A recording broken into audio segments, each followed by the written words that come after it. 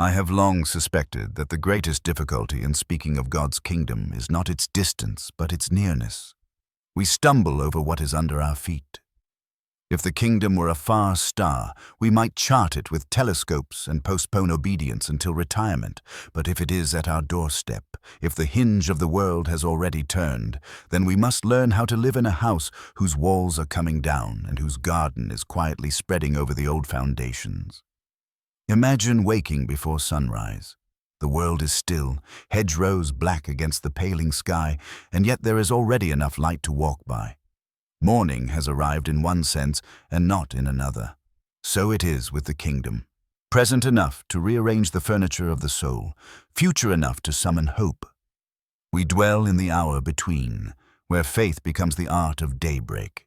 To speak of already and not yet is not to play with words, but to confess how time behaves in the presence of eternity. I have learned that God does not enter the world as a visiting dignitary merely to admire our arrangements. His coming is an invasion of love. The banners have been raised, though not all the cities have heard the trumpet. In Christ, the reign of God has begun.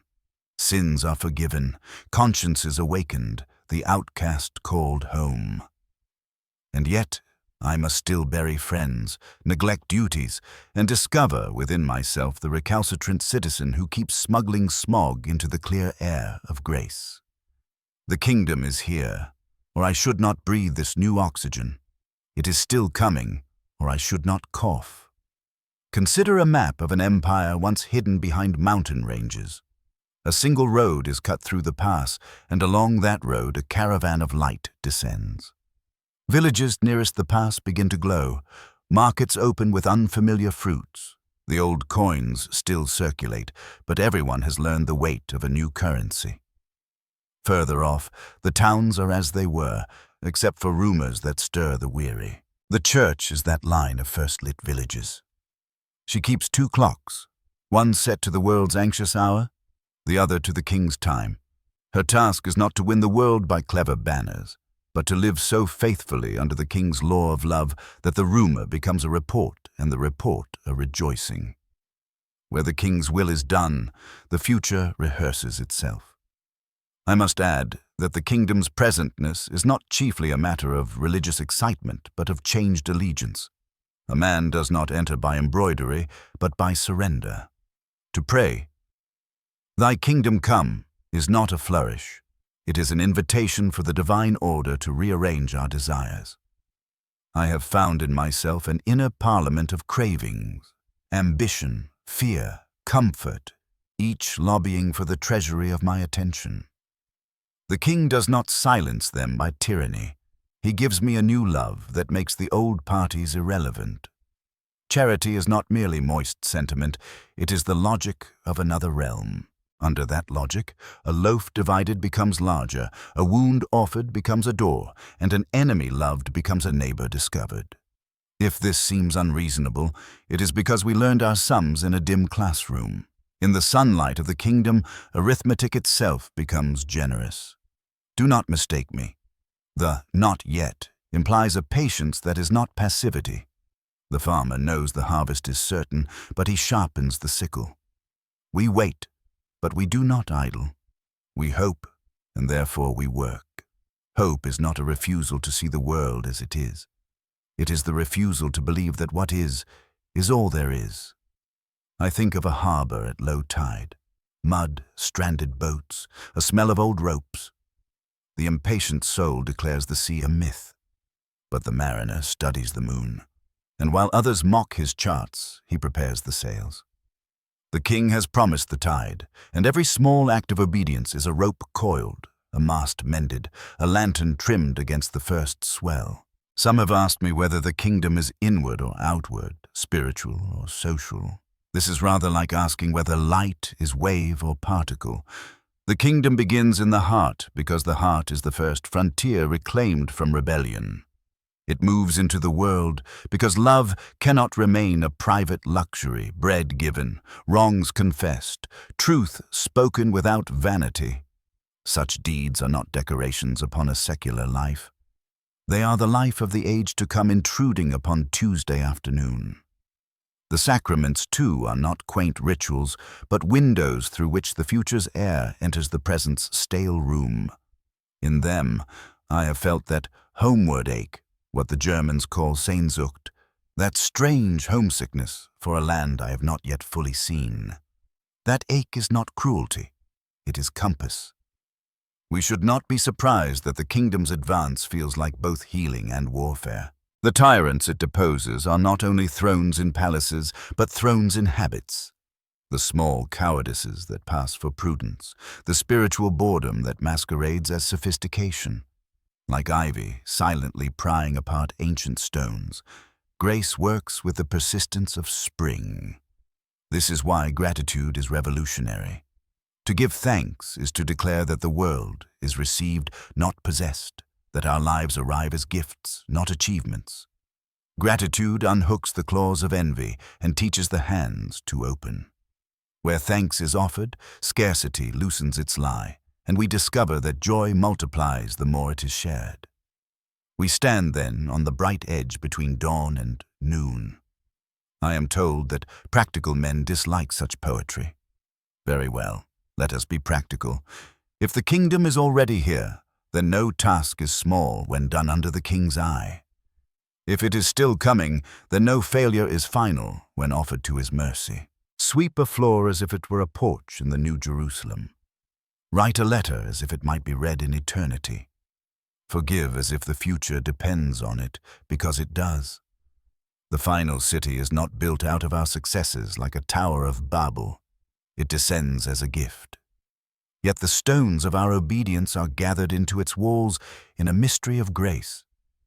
What we do now, in this gray-bright interval, is rehearsing for a festival whose music we already hear through the door.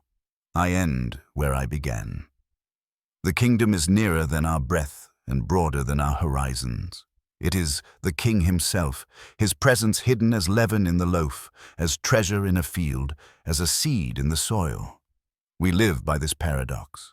To seek first what has already found us, to hunger for bread we have begun to taste. Between the shadows and the light, I choose to keep my lamp trimmed, my window open to the east, and my heart pledged to the country that is arriving even now. To live in the kingdom already begun and yet awaited is to inhabit a paradox that both humbles and ennobles.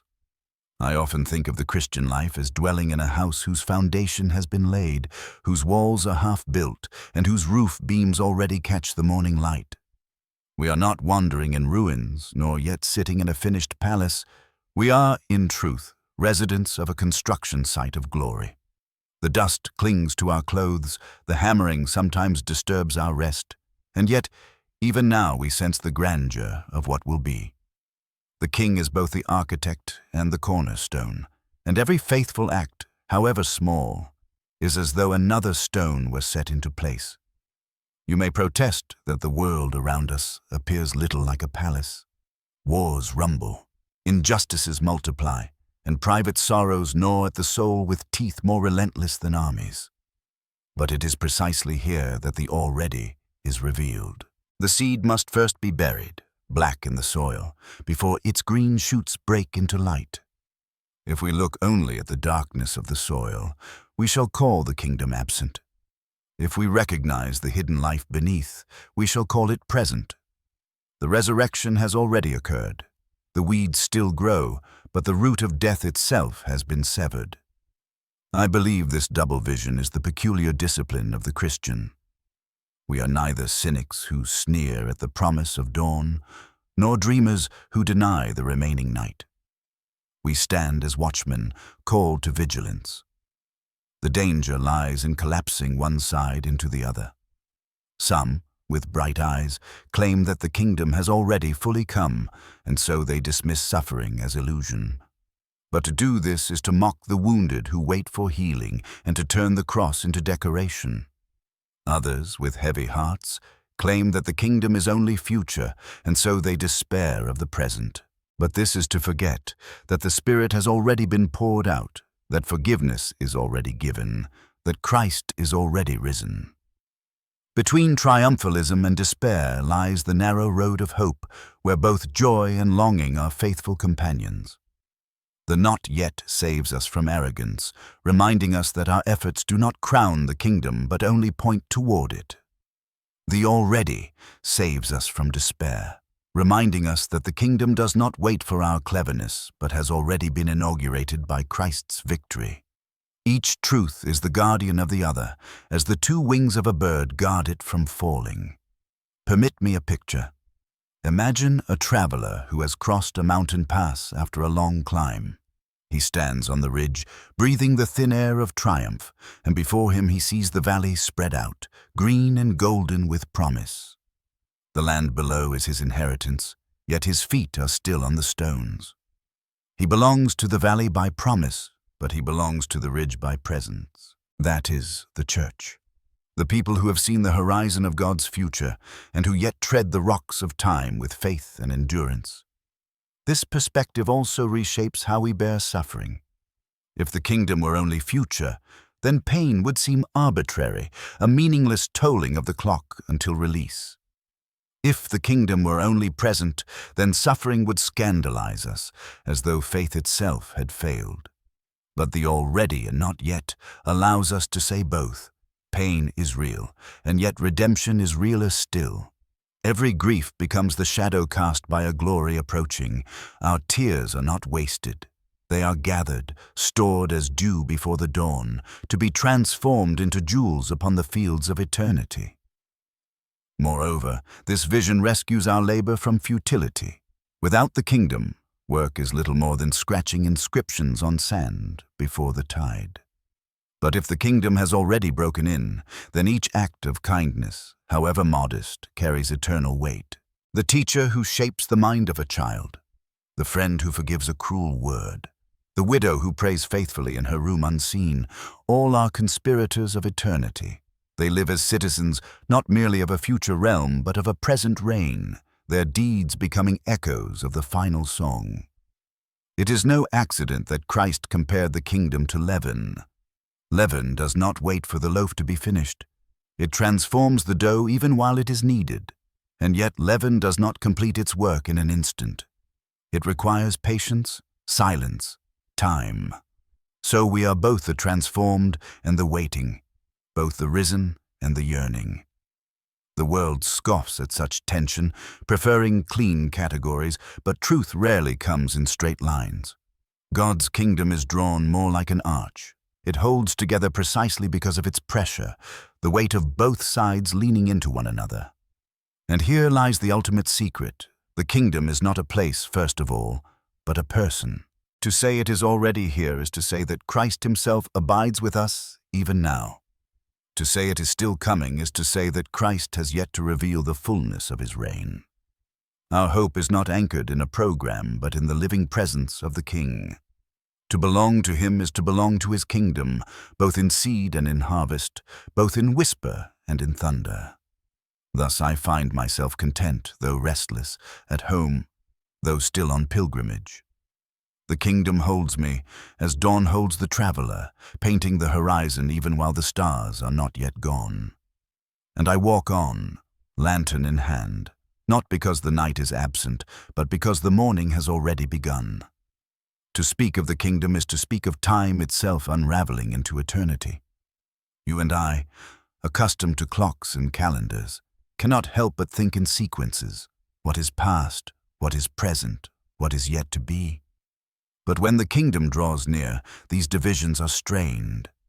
The eternal rushes into the temporal like a tide into an estuary. Past sins are forgiven, present burdens are lightened, future glory is anticipated, all at once, in the single name of Christ. Eternity is not simply endless time, it is the fullness of God's own life breaking into our fractured hours. That is why the kingdom cannot be measured by the newspapers or by the speeches of kings. It does not advance in the same way as empires do. Empires extend their borders by conquest. The kingdom extends its borders by sacrifice. Empires demand tribute. The kingdom bestows grace. Empires fall when their treasuries are emptied. The kingdom grows richer the more it gives away. The contrast is so complete that to live as a subject of Christ's reign often appears foolish in the eyes of the world. to forgive when wronged, to bless when cursed, to love when hated. These are the tactics of victory in the kingdom, though they look like defeat to every other army. Consider a candle in a dark cavern. To the one holding it, the flame is small and trembling. Yet that small flame alters the entire cavern. Shadows scatter, outlines appear, paths become visible. In this life, the kingdom may look like nothing more than that single flame. Fragile, mocked, easily snuffed out. But remember that the candle is not the sun. It is the herald of the sun. When the true dawn arrives, the cavern will blaze with glory, and we shall discover that even the smallest flame was already of the same light as the day. Here is another paradox. The kingdom is both gift and demand. It is given freely, for Christ has paid its price in his own blood. And yet, to receive it means surrender, the laying down of every counterfeit crown. Grace does not flatter, it transforms. It will not allow us to remain petty sovereigns of our own little fiefdoms of pride. The man who clings to his own kingdom discovers that his hands are too full to receive the treasure of God's. Only empty hands may take hold of the riches of heaven. Do not imagine, however, that this surrender is bleak. On the contrary, to release the false is to gain the true. I have seen men fear the kingdom as though it were a thief intent on robbing them of pleasure. But the reality is quite otherwise. The kingdom restores pleasure to its rightful throne, crowning it with thanksgiving and freeing it from slavery to appetite. Joy in God's kingdom is not diminished by holiness, but enlarged by it. For holiness is not grim austerity, it is the blazing health of the soul in which every created good finds its music. What then of death, that last tyrant whose shadow lies across every banquet? Here again the already and not yet steadies us. Death has been defeated, its sting removed, yet its echo remains. Like a snake whose head is crushed but whose body still writhes, death continues its spasms. But in the kingdom, death is transformed from executioner into servant. It can no longer hold us prisoner, it can only open the final gate. The believer steps through, not into emptiness, but into the country of which every sunrise and every hymn were foretastes. This is why Paul could taunt death, as one might taunt a conquered enemy. O death, where is thy sting? The kingdom, then, is a school of hope. It trains the heart to live neither in despair nor in presumption, but in that posture of watchful expectancy, like children waiting for their father's return. The toys of this world, dazzling though they are, lose their tyranny when the true feast is set before us. And when we taste even the smallest morsel of that feast, the bread broken at the altar, the kindness of a friend, the beauty of a starlit sky, we know that the kingdom has already come. Yet our hunger is sharpened, not stilled, for we know this is but the beginning. If you would live in the kingdom, then live as one who already belongs. Let your words carry the accent of heaven, your hands the generosity of heaven, your heart the mercy of heaven. Let your very presence be like a window through which others may glimpse the light of a greater world. For that, in truth, is what the church is meant to be. A colony of eternity planted in the midst of time. A lighthouse on the shore of a storming sea, pointing always to the homeland that is arriving.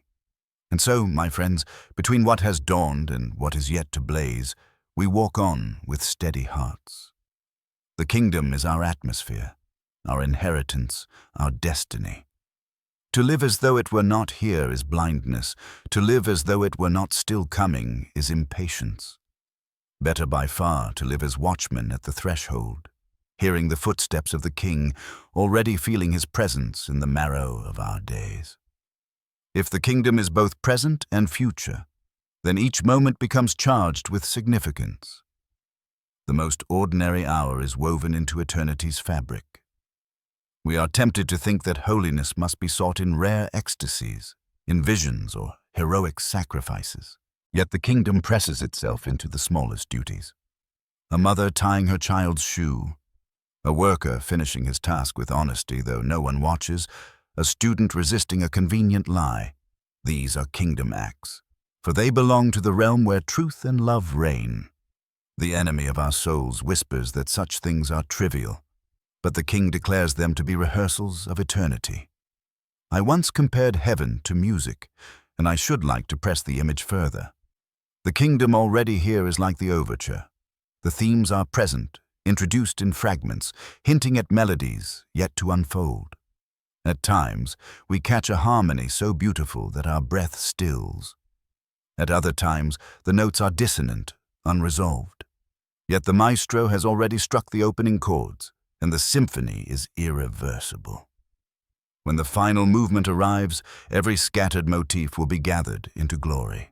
To live in the already is to lean in, ears attuned, even when the tune falters. To live in the not yet is to believe that the full music will come and that our patient listening will not be in vain. This dual vision also affects how we see others. The world often sorts people into categories of usefulness, beauty, or power. But if the kingdom is at hand, then every soul we meet is, in some mysterious way, a citizen in waiting. The neighbor who irritates us, the beggar who unnerves us, the child who interrupts us, all may one day be radiant beyond imagining. The already demands that we treat them now with reverence. The not yet reminds us that their final glory is still to be revealed. Perhaps this is what Paul meant when he urged us to regard no one according to the flesh. To see another only as they presently appear is to misjudge them. To see them in the light of God's kingdom is to recognize that eternity is already brushing against their mortal frame. I must also speak of longing, that peculiar ache which is perhaps the clearest evidence of the kingdom's dual nature. We are not satisfied with fleeting joys, yet we cannot entirely reject them. A sunset, a kiss, a song, each both fills and wounds us. Why? Because each is a fragment of the kingdom, a shard of stained glass catching a ray of eternal light. They satisfy because they are real. They wound because they are not the whole. If the kingdom were wholly absent, we should not feel this ache at all. If it were wholly present, the ache would be swallowed up in joy. That we feel both delight and longing at once is proof that we live between. We are citizens of a country whose language we half speak, whose customs we half remember, whose home we half inhabit. Do not despise this homesickness. It is the compass of the soul.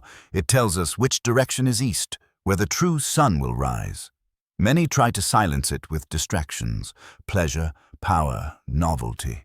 But these are only masks over the deeper hunger. Better by far to let the longing remain, to let it draw us onward. The ache is not cruelty. It is promise. It is the whisper of the King saying, "I am coming." Now let us consider prayer in this light.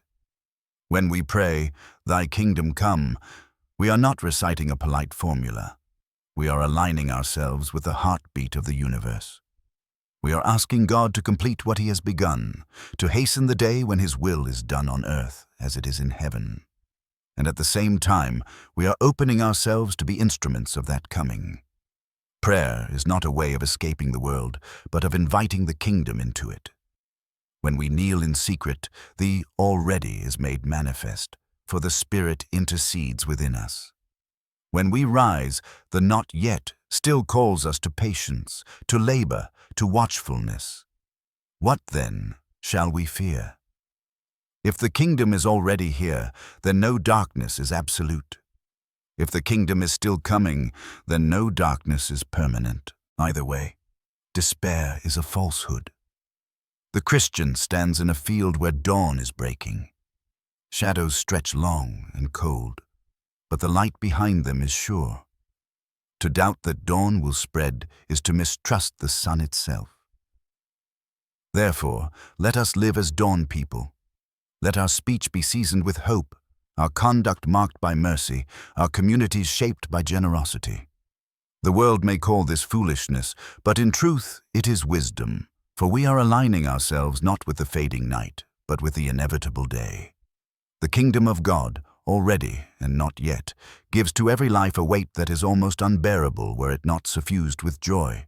The truth is this: No act of faith, however small, is ever wasted. Because the kingdom is already here, every kindness already echoes in eternity. And because it is not yet complete, every kindness also hastens the day of its fullness. Thus we live suspended, not in futility, but in significance. Think of a great tapestry still upon the loom. From the underside, we see knots, stray threads, tangles that appear senseless. This is our not yet, the unfinished world where evil still rages and sorrow still rends. But every so often, the weaver lifts the cloth and allows us a glimpse of the upper side. There we see beauty, order, and meaning already shining through.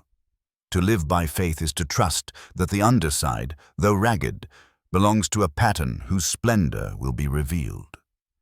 And because the kingdom has already begun, we are not merely observers of this tapestry, we are threads being drawn into its design. This double vision also transforms our understanding of mission. The Church does not build the kingdom by her own hands, as if Christ were an absentee monarch. No, the kingdom is already here, the seed already sown, the leaven already working.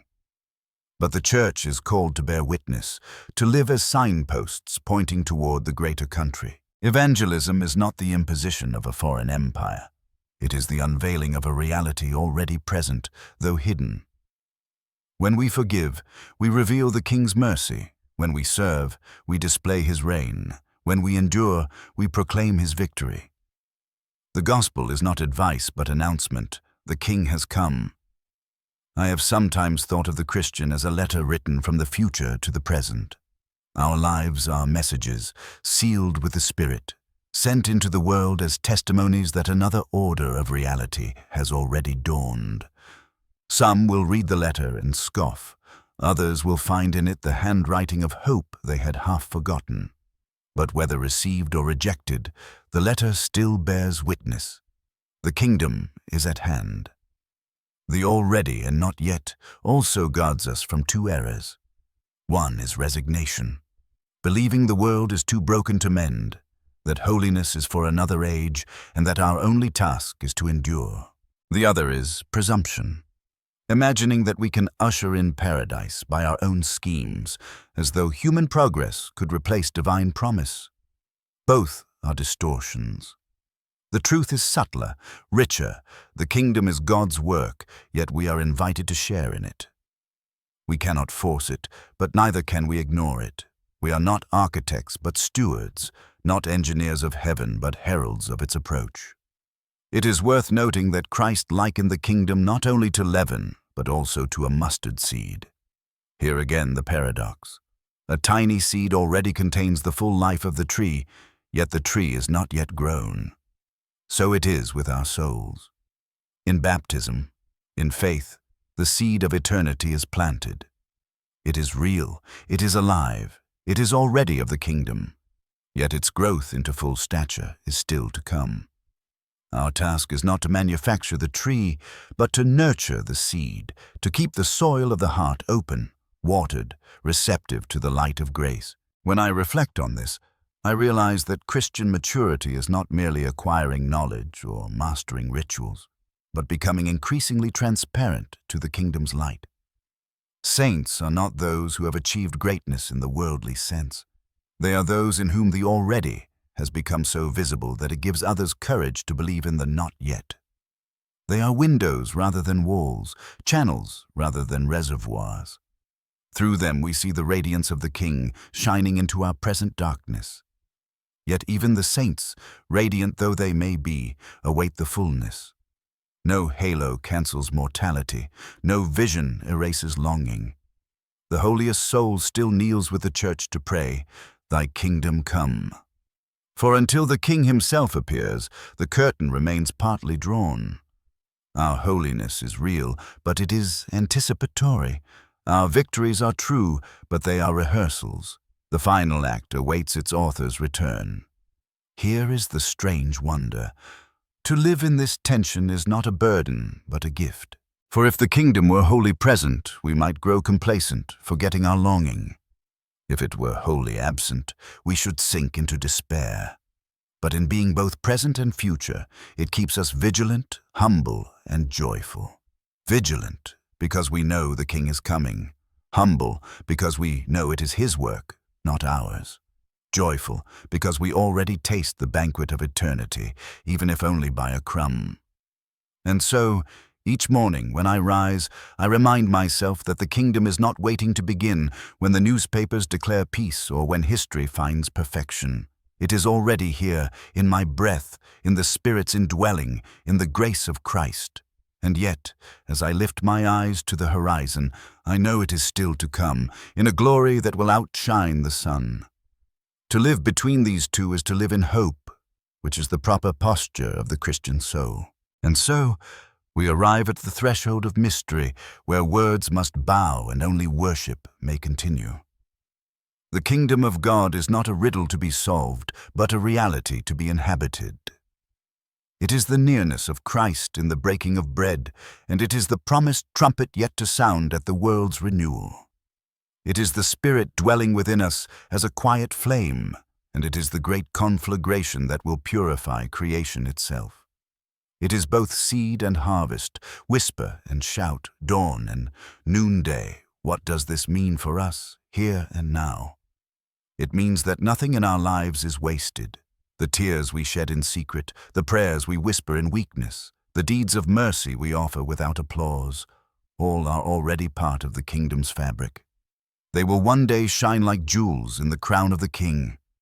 Our labors, however small, are not scattered like dust. They are gathered, woven into eternity's tapestry. The smallest kindness becomes immortal when done in the light of God's reign. It also means that our sufferings, though sharp, are never final. For the kingdom has already broken the spine of despair. We mourn, but not as those who have no hope. Death is still present, but its dominion is broken. Sin still tempts, but its mastery is overthrown. Evil still prowls, but its time is short. We live in the tension, but not in uncertainty. The King has come, and the King is coming. Both truths embrace us, and in their embrace we find courage. And more still, the kingdom summons us to live as citizens of heaven even while we walk the earth. To forgive when injured, to hope when the world despairs, to love when hatred reigns. These are not simply moral ideals, but the very language of eternity. Each act of faith is like a candle lifted in the dark, not extinguishing the night, but defying it, and proclaiming that the dawn is nearer than we think. I cannot promise you ease on this path. The Christian life, lived between already and not yet, will often feel like homesickness, a restless longing for a country just over the horizon. But this homesickness is itself a grace. It reminds us that we were made for more than dust, that our truest belonging lies in a city whose builder and maker is God. And one day, on a morning brighter than any we have yet seen, that city shall descend, and the longing shall be swallowed up in joy. Until then, let us walk with steady hope.